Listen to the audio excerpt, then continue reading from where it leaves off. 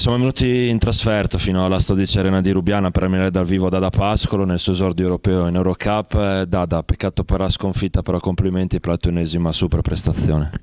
Peccato, ovviamente grazie per essere venuti fin qua a seguirmi, per me è un onore saperlo. Poi è stato molto emozionante questo esordio, peccato per il risultato finale dove siamo stati puniti dalla loro grande precisione al tiro e dal loro grande gioco di squadra.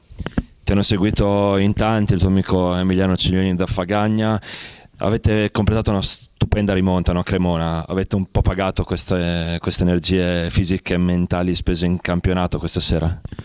Ma secondo me sappiamo che giochiamo ogni 3 giorni, perciò dobbiamo essere pronti, quindi giocano anche loro ogni 3 giorni e dovevamo, nel momento in cui eravamo più 6, più 7, forse lì dovevamo farla a lungo, perché invece loro sono riusciti a rimanere attaccati alla partita e poi dopo ci hanno piazzato il parziale, è stato più duro.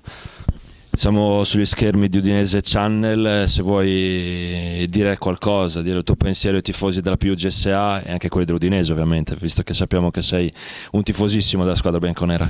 Certo, posso fare solamente l'in bocca al lupo a entrambi, e poi dell'Apu conosco alcuni giocatori e li saluto e faccio in bocca al lupo a tutti.